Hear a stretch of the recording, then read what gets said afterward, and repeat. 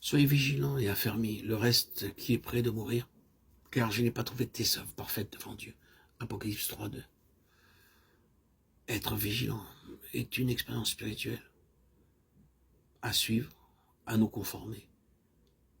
Veillez donc, car vous ne savez quand viendra le maître de la maison, ou le soir, ou au milieu de la nuit, ou au chant du coq, ou le matin. Craignez qu'il ne vous trouve endormi à son arrivée soudaine.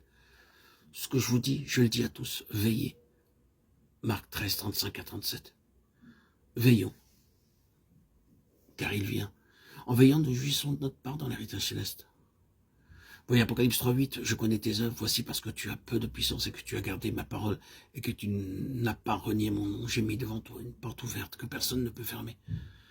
Cette porte est ouverte par le Seigneur Jésus-Christ. Nous devons sortir, nous avons expérimenté qu'en priant ensemble, le Seigneur nous a dit où aller, quand aller, nous avons trouvé des âmes prêtes pour l'évangile. Il nous donnera des âmes. Les âmes que nous gagnons sous la conduite de Dieu sont pour Dieu, et il les connaît. Nous savons que par une seule personne, plusieurs ont été sauvés. Afin que l'épreuve de votre foi plus précieuse que l'or périssable, qui cependant est éprouvée par le feu, ait pour résultat la louange, la gloire et l'honneur lorsque Jésus-Christ apparaîtra. 1 Pierre 1:7. Je conseille d'acheter de moi de l'or éprouvé par le feu afin que tu deviennes riche et des vêtements blancs afin que tu sois vêtu et que la honte de ta nudité ne paraisse pas et un collier pour moindre tes yeux afin que tu vois. Apocalypse 3:18. Ici, c'est l'image d'une foi forte et vivante. L'or doit être purifié 7 fois. Dieu déclare que si nous désirons une telle foi pure, nous devons traverser beaucoup de feux d'affinage. En ces derniers jours, nous avons besoin d'une foi forte. Puis, il dit, plus loin, d'acheter de lui un collier.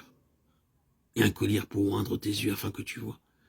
Il y a beaucoup de choses que nous ne comprenons pas dans la parole de Dieu. Alors, allons à lui. Et il nous donnera un collier spirituel. Nous commencerons à comprendre ces choses. Comme le dit le psalmiste, ouvre mes yeux pour que je contemple les merveilles de ta loi. Psaume 119, 18.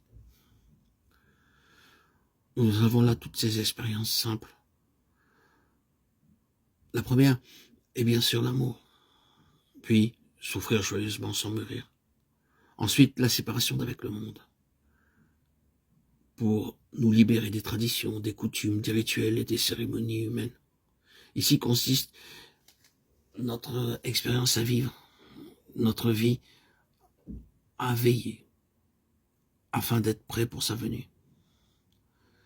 Il nous faut entrer par les portes ouvertes et apprendre à gagner des âmes pour le Seigneur en découvrant celles qui sont préparées par lui. Et enfin, la 7e et dernière expérience consiste à avoir une forte voix pour annoncer, proclamer le nom du Seigneur avec foi. Avoir une forte foi vivante, active, une vie de foi, utilisant un collier spirituel afin de comprendre ces mystères célestes. Par ces simples choses, nous sommes alors qualifiés pour notre part à l'héritage spirituel, céleste et glorieux dans le Seigneur Jésus-Christ.